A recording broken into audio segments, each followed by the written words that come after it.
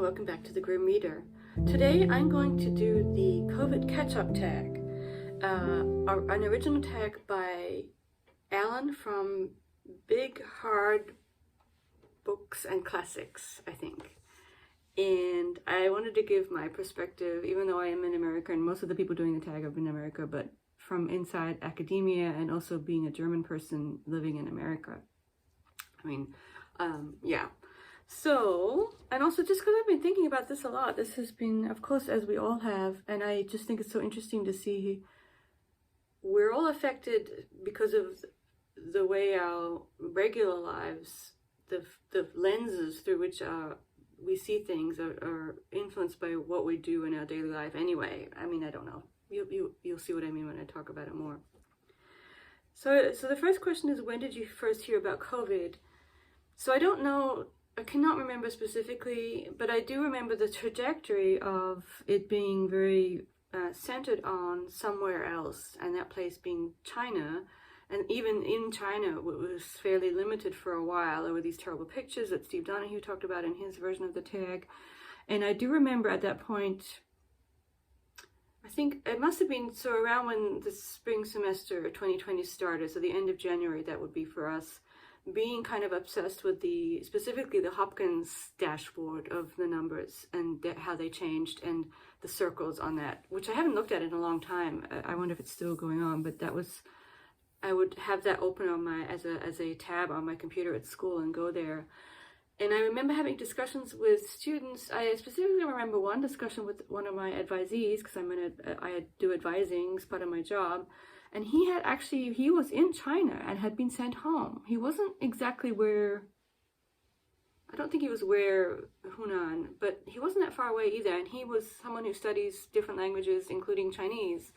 And his program had been canceled and he had to fly home. But there was a time period when he sort of was able to walk around empty places. And he just had this insight into it. And we were talking about it. We weren't really talking about, oh, it's going to come here. It was more just like, it's over there and it's not good and we don't know what's going to happen. There wasn't a sense of, I think at that point, it's not even denial. It was more just we didn't know.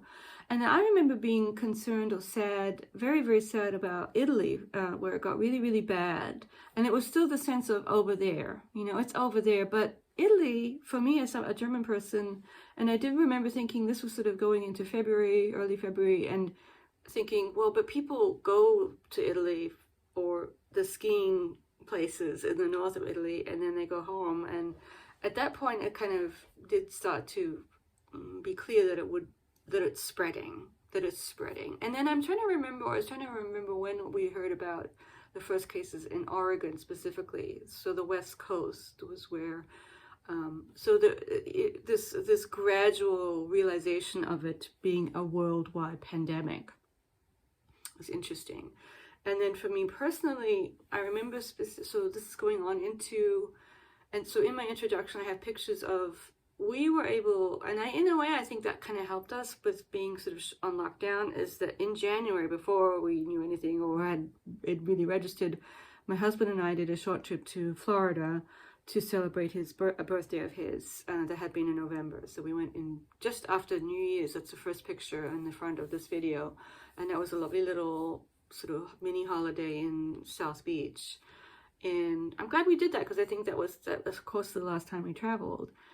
And so, and then the next picture in the intro you'll see is I run a weekly coffee hour for my German students, and it's always really fun. And in the beginning, it was really well attended. That pictures a lot of people. It doesn't always have that many picture, but and watching that picture just makes me so sad because I haven't been able to do that since beginning of March.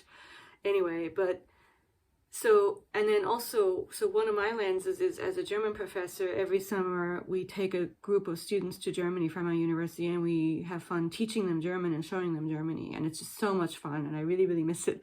And I remember in the beginning of March when the first cases were in Germany, thinking, wait, we won't be able to, what would happen if we took our people and we traveled within Germany and one of them gets sick, we'll all be on quarantine and we won't get home. And and I sort of had this realization, it's not going to happen. The trip won't take place. But this was pretty early. This was barely March. Fairly early. And I just sort of, and then I remember specifically that Monday we had our coffee hour and there was this weird vibe there because we were all kind of looking at the dashboards and talking about it and comparing notes. And in retrospect, there was a sense of, wow, this might be the last one. And it was. It was the last coffee hour in person. It was the last time I saw any of those people in person.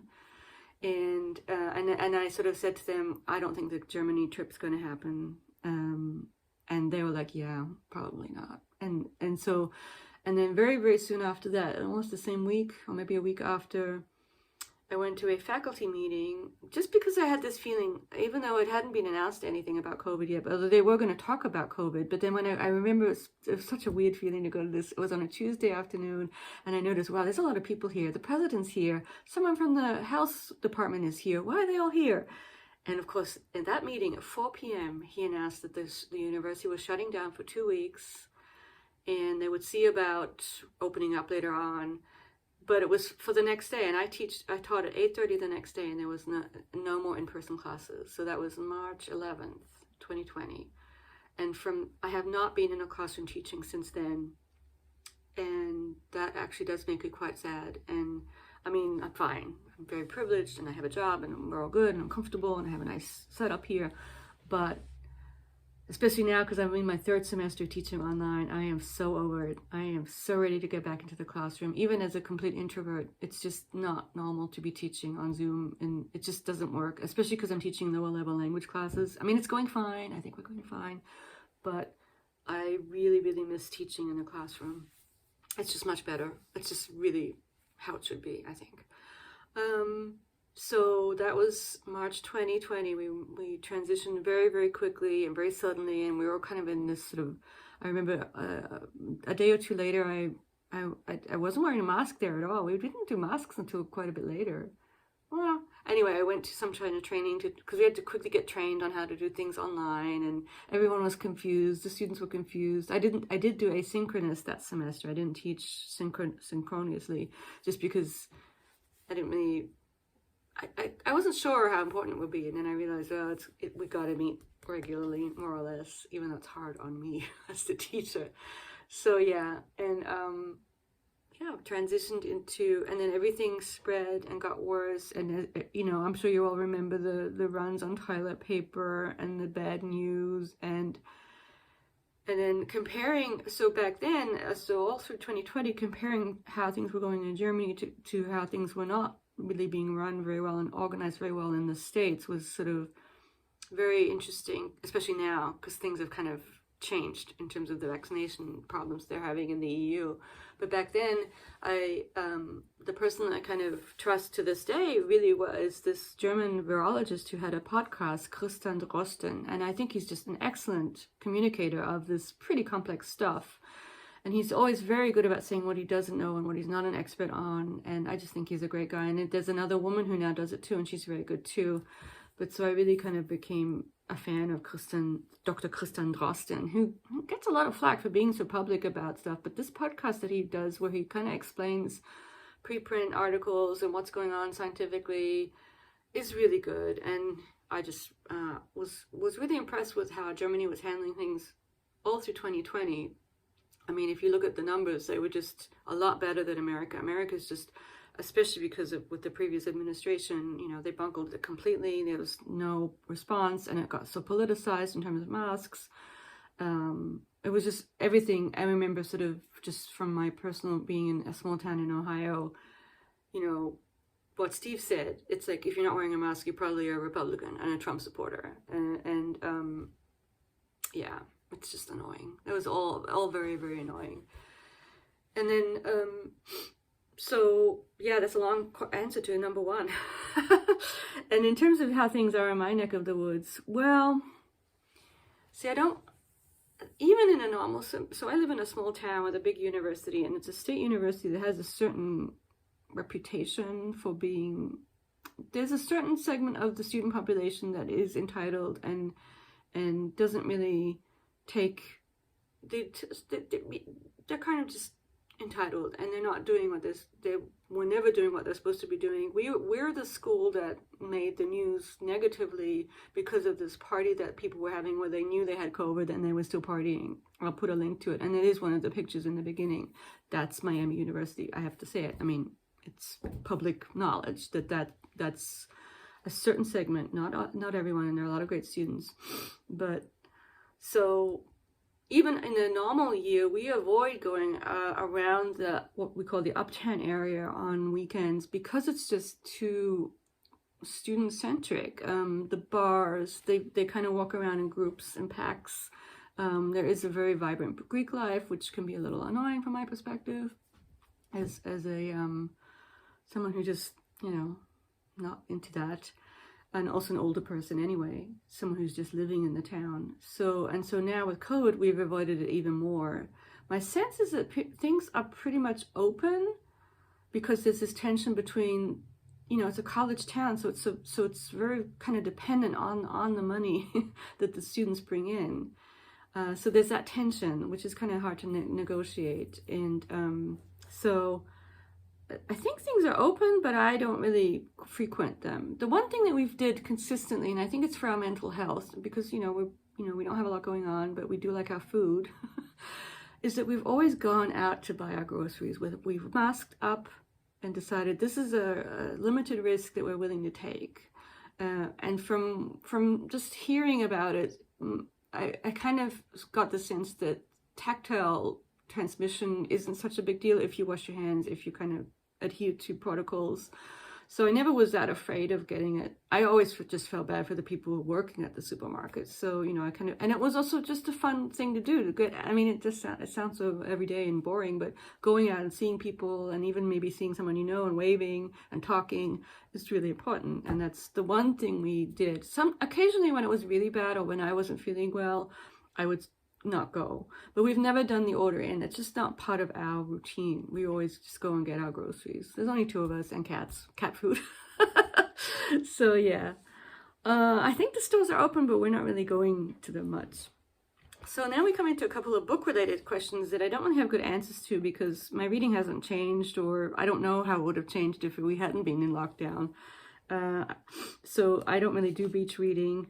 So number 3, the third question is about beach reading. Any books you look forward to reading after COVID? And I'm just going to say the book I look forward to reading after COVID is the one I can read on a plane flying to Germany and then being in Germany and then going to German bookstores and just being, I just really, really miss seeing my sister and just being in Germany. It's really become kind of, this has made me realize how important my connection to the country is.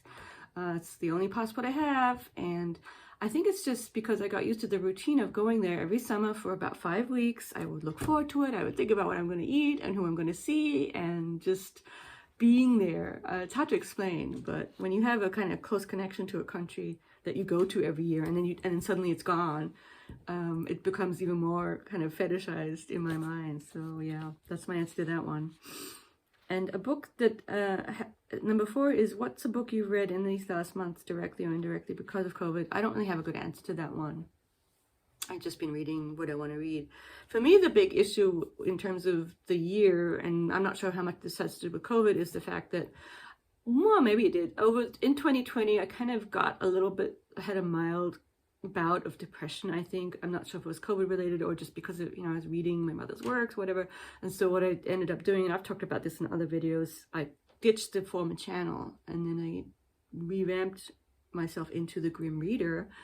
And for me, the good thing that I did was Vlogmas. It really kind of was a nice thing to do, to structure and give myself purpose in the days leading up to Christmas. And that's why I think I probably will do it again, because it was really kind of fun, and I got to know other booktubers who were doing it, and we sort of got to know each other by doing Vlogmas. But that's not really book related. And then in terms of videos that I've seen during COVID and have made, I mean, I've loved all the booktubers. You know, I watched Brian's Saturday ones. I just watched Hannah's version of this tag, and that was really good. I dip in and out of the booktube. I watch a fair amount, but I don't watch. I've loved Doris's vlogs because of the kitties, and I did like other people's vlogmases. I really enjoyed Pastori Time's vlogmas. So, you know, I don't have a clear answer for that, but you know, it's been good. And of course, I've already had the first shot, and you know, of course, you're going to get the vaccine. That's the next question. Are you going to have the vaccine? Yes, for sure. I've had the first one. It was Moderna. I think it was okay in terms of side effects. I've been having some health issues that I don't think are connected to the Moderna. They're just me. And then I will get the second one in April. And so, yeah, we'll both have had the Moderna vaccination. In terms of tagging people, I think so a lot of people are already doing it. I know that Sina is doing it, so she'll add in the German perspective.